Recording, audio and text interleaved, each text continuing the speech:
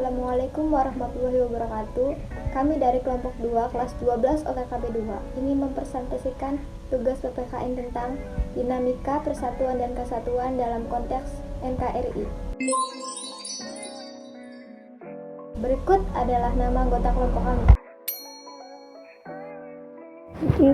Strong dalam bukunya yang berjudul A History of Modern Political Constitution bahwa negara kesatuan adalah bentuk negara di mana wewenang legislatif tertinggi dipusatkan dalam suatu bagian legislatif nasional.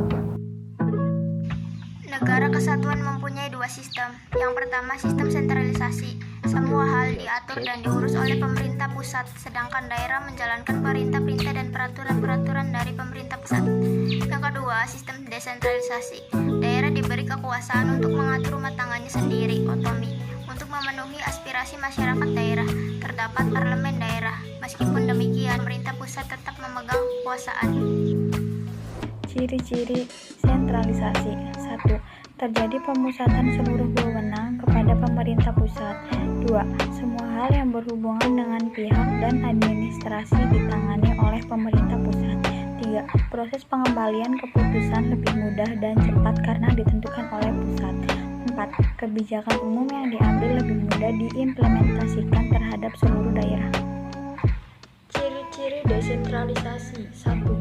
Adanya kewenangan dalam menetapkan dan mengatur norma hukum yang berlaku secara umum dan juga yang sifatnya abstrak. 2.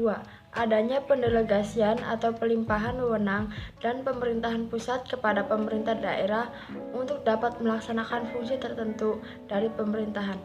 3. Adanya kewenangan untuk menetapkan norma hukum yang bersifat individual dan juga konkret menunjukkan pada pola hubungan organisasi. Undang-Undang 1945 Pasal 25K yaitu tentang Negara Kesatuan Republik Indonesia adalah negara kepulauan yang berciri Nusantara dengan wilayah, batas-batas dan hak-haknya ditetapkan oleh undang-undang. Kesatuan wilayah tersebut juga mencakup beberapa kesatuan. Pertama, kesatuan politik, hukum, sosial, budaya, dan pertahanan dan keamanan.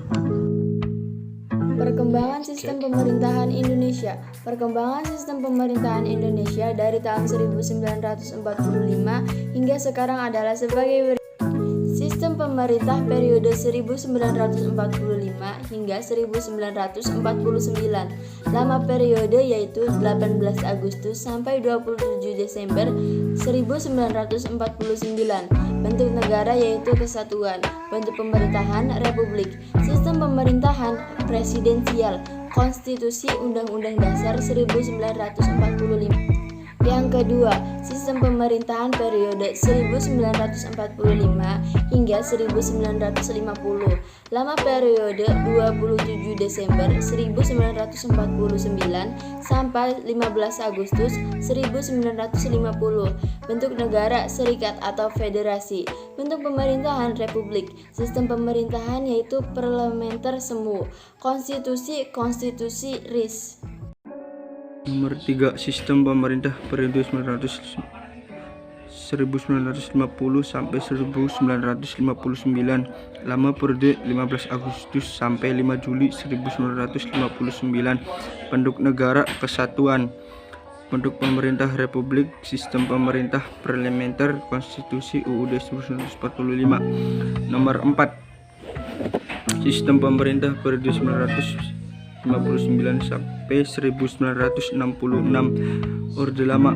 Lama periode 5 Juli 1959 sampai 22 Februari 1966.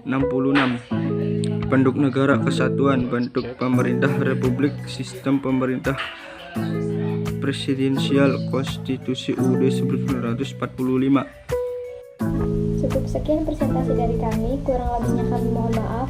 Wassalamualaikum warahmatullahi wabarakatuh.